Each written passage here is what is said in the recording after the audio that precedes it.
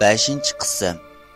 Bu gaplarni anglab, O'rliqa sal saygigandek bo'lib, endi bundaq tushkun o'tayversa, bolasig'im yaxshi bo'lmaydiganligini, qo'rsiqidagi bolani sog' salomat tug'ib, cho'qim erining qisosini elish kerakligini o'ylabdi va kashtalarni burunqidan chiroyli to'qib, ayol xo'jayinning ishonchisi va yoqtirishiga erishibdi. Albatta, ayol xo'jayinmi uning bundaq ko'ngil qo'yib ishliginiga qarab, uning burunqidek baxtli yashashini o'ylab, uningga erkinlik beribdi. Lekin bu erkinlikning sharti bo'lsa, cho'qim u har haftada ayol xo'jayin o'zi buyurgan bo'yicha shu miqdordagi kashtini kashtilab topshirish kerakka. Albatta, O'rliqaning yo'qab ketishi Nusratga nisbatan eng ig'ir azob bo'ldi. U kunlarni azob va O'rliqani sig'inish bilan o'tkazibdi. Tayoq zarbasidan saqiyibla O'rliqani izlab, uning izdirikini har tarafdan qilishga boshlabdi. Lekin ularni hech qanday odam tanimag'anligi, ularmi bek chat va odam oyoq bosmaydigan yerda turganligi uchun boshqalar ularning chiroyiga ancha diqqat qilib ketmaganligi uchun O'rliqani izlab tepishdan qat'iy umid bo'lmabdi. Ümidsizlik shundaqla tushkunlik patqiqiga patgan Nusrat elishib qolayli debdi. Nusrat shundoq azoblanib yurgan kunlarning birida u tushida O'rliqani to'limi go'zal, Bekbaraqsan o'rmonligining ichkiridagi o'ppida ichilgan gullar orasida bahaybat butun tomlari marmar toshdan qo'pirilgan katta qo'ru ichida qo'lida yengni tutgan holatda ustiga ayni vaqtda ishkisi xo'shlashgan vaqtda kiyib kiyimi bor holatda ko'zidan unchidek yoshlarni to'kib, atrofida bo'lsa nurg'un odam uningga boshqacha nazarda qarab, uni yeklayotganligini.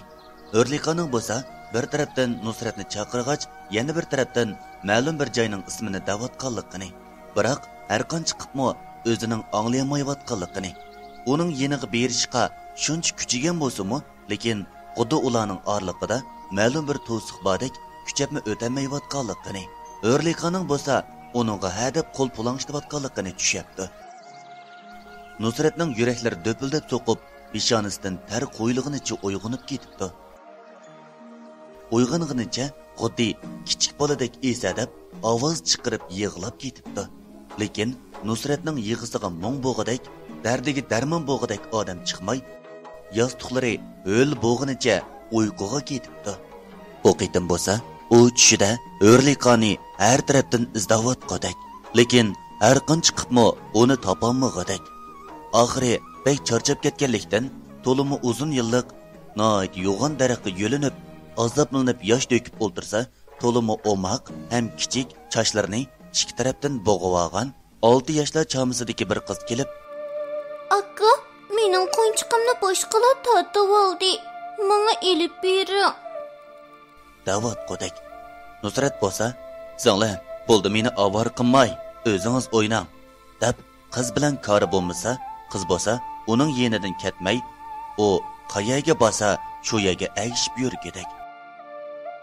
Nusrat bo'lsa, ko'nglida, "Men bu kichik qizga yordam qilsam, O'rliqami meni sig'inib, yig'lig'inida yoshlarni boshqalar surtib qo'ysa, qiyinchilikqa yo'liqsa, boshqalar yordam qilib qo'ysa ajab emas" deb yanada loy o'ynab o'ltirgan kichik qizga qarab, "Qani, dangasanglar, qo'nchiqingizni kim elib oldi?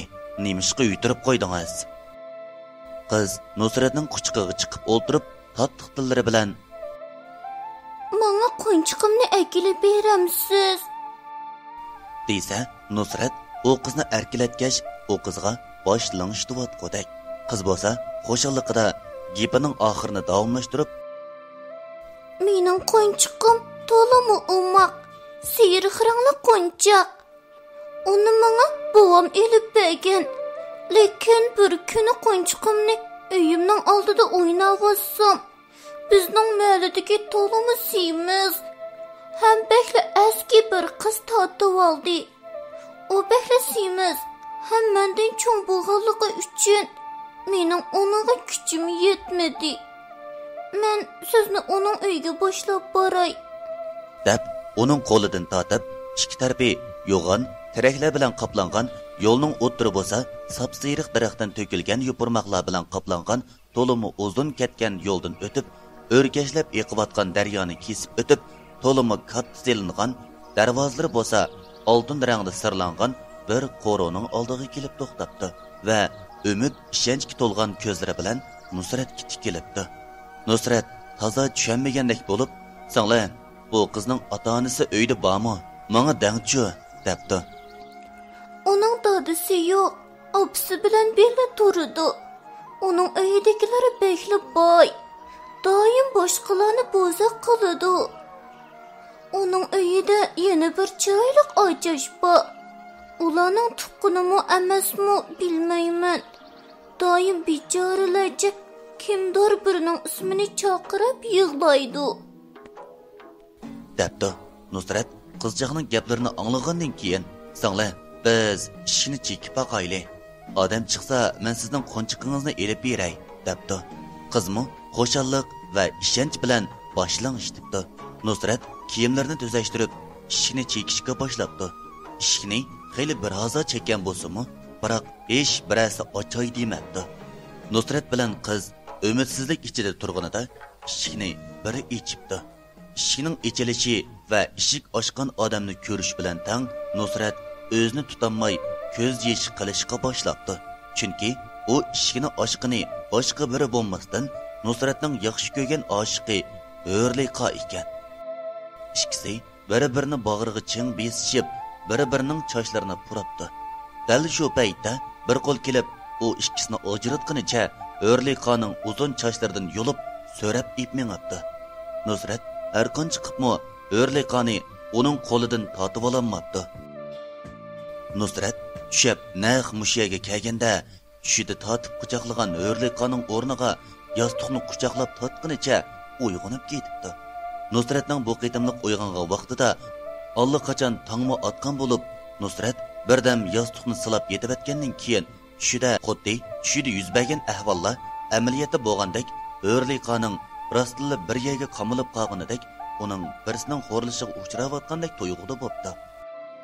Va mayli qaysi tarafga bo'lsin, bir mengib izlab yiqishni ko'ngliga pukib, butun o'zi turgan yurtning bo'lon puchqoqlarini izlab qiyzibmi, O'rliqani topolmagandan keyin boshqa yurtlarga berib, uning iz derikini qilish uchun butun yo'lning tayyorligini yaxshi qilib, xurjinni o'shnisiga ortqinicha O'rliqani izlash safarini boshlabdi.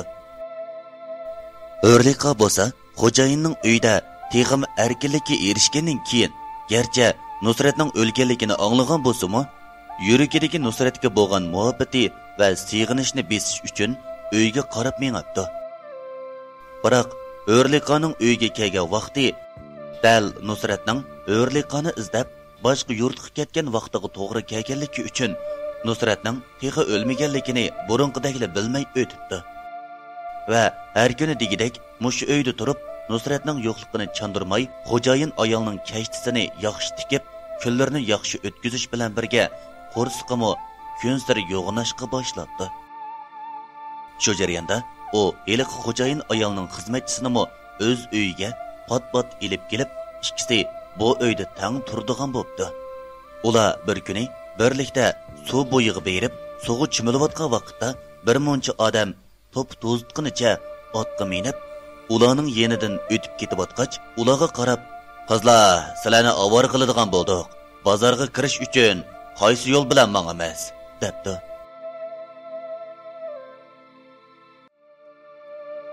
Aziz anglovchilar, Qumliqdagi qiz nomli asarning 5-qismi mush yerda tamomlandi.